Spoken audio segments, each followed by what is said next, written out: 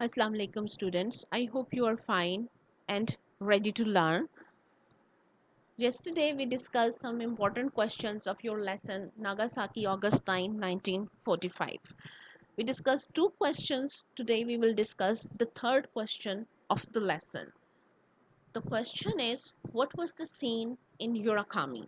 So first we discussed that what happened to the writer during the attack. Then we discussed the condition of the people who were coming back from Yurakami, and now we will discuss the condition of the people who were still in Yurakami. So let's start with our introductory paragraph. The writer managed to enter Yurakami the next day. So the first day he could not go there because there were fires, but the second day he managed to reach his school. In Yurakami, the condition was heartrending. Heartrending means heartbreaking. The condition was so bad. Too many students, doctors, and patients were crying for help. There were lots and lots of people, and all of them were crying for help, and there were so few people to help them. They were in a very bad condition and wanted water badly. Everyone was severely wounded. So their wounds were not mild wounds, they were severe wounds.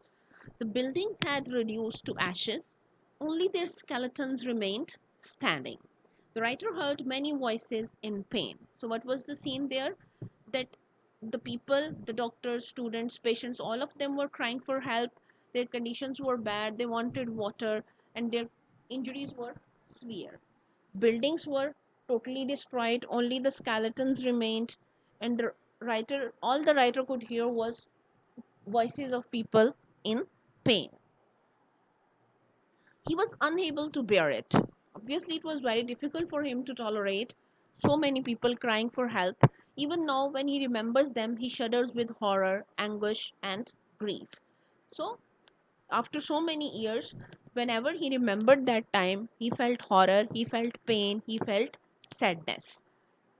Anguish means extreme pain. Everything had perished. So, everything was destroyed, finished. The trees had lost all their leaves. People were crying in their last moments. They all suffered from many diseases on account of tremendous effects of radiations.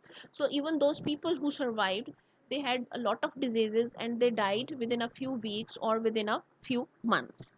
The writer tried to help them, but he could not save them from death. He tried his best to help them, but he was unable to stop death. All his friends died in few weeks.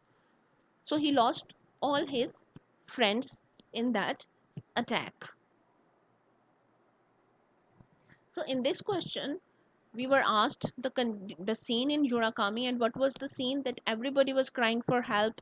Teachers, students, doctors, patients, everybody was crying. They were very bad condition. Their wounds were severe. Buildings were destroyed, and people were crying in their last moments. They were crying and they were dying. And he tried to help them, he tried to save them, but he could not prevent the death because the effects of radiations were huge. He lost all of his friends due to that attack or due to atom bomb. Now let's move on to the next question. That is, what did the healthy people do for the survivors? So the people who were not directly hit by atom bomb, what did they do to help the people who were injured during that attack? So we will start with the introductory paragraph. After the attack, Nagasaki was left in ruins. Too many people were subjected to heavy material and physical loss.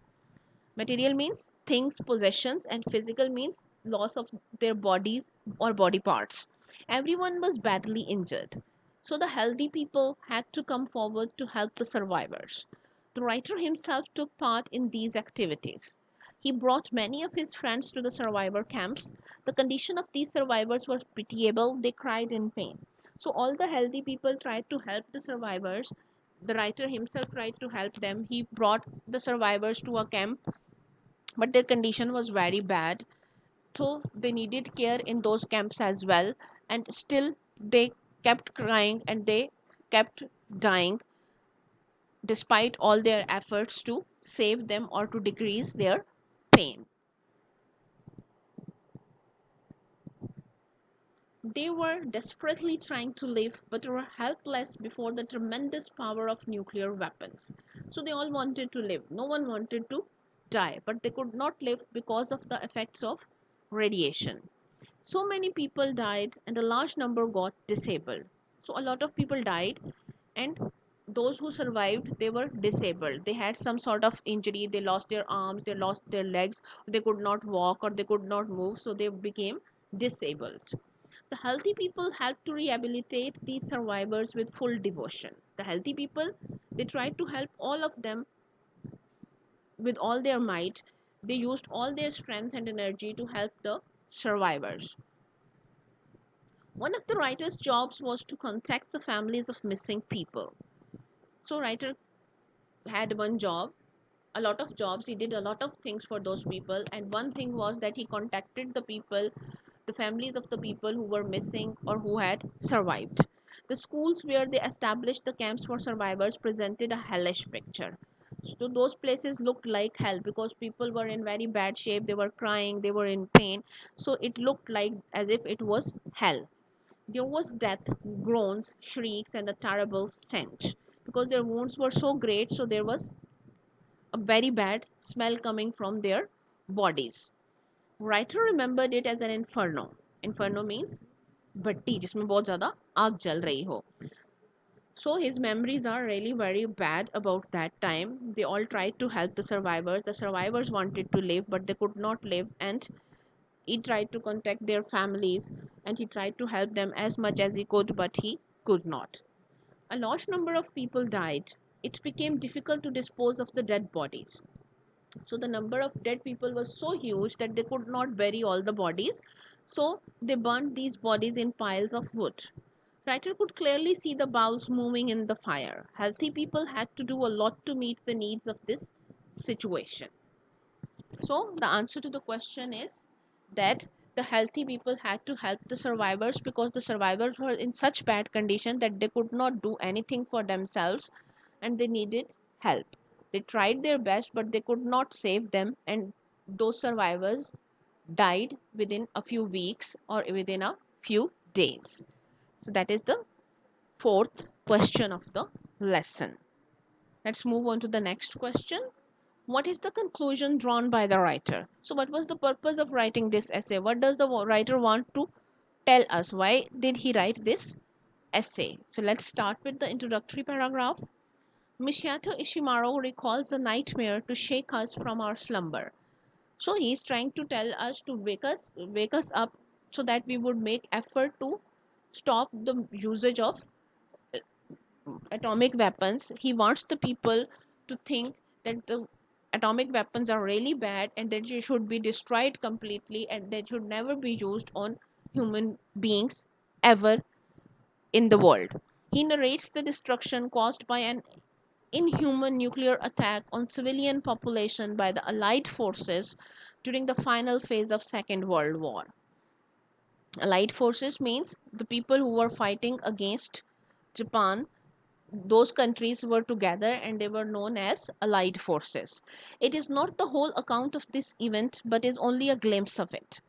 This essay is not the total account, it is just picture, a small image of the whole situation. And even this picture is so bad that we can well imagine how bad the total scene would be. He is the eyewitness of this infernal day and narrates it truthfully so that we can see the future of the present world in this perspective. Wants us to see the future, that if the atomic weapons are used in the world, what will be the future of the world, how people will suffer, what will happen to the places, what will happen to the land, and what will happen to the plants and animals. So he wants us to realize that use of atomic weapons is not at all feasible for human beings and we should try to stop their use and their creation at all costs. The conclusion of the writer is to condemn the human beings on their mad race of weaponization. So he wants to condemn, he wants to tell human beings that they are wrong. The way they are gathering weapons, it is not right, and they should stop gathering weapons and competing with each other in terms of weapons.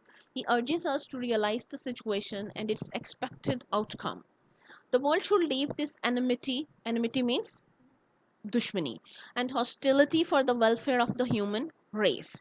So if we want human race to survive, if we want human race to prosper, and if we want human race not to suffer, then we should stop the use of these weapons. We should stop all the enmity and hostilities and try to live peacefully with each other. At the end of the essay, he says that the souls of his friends will never rest in peace if mankind does not renounce the nuclear weapons and their use for the destruction of innocent people. So he tells us that the souls of those people who suffered that in the atomic bomb attack, they will not rest in peace. They will be restless if atomic weapons exist in the world and if the world is threatened by their use. So that is, these were the important questions of the lesson. I hope you have understood all the questions. If you want to ask anything or if there is any difficulty, you can ask. That is all for today. Allah Hafiz.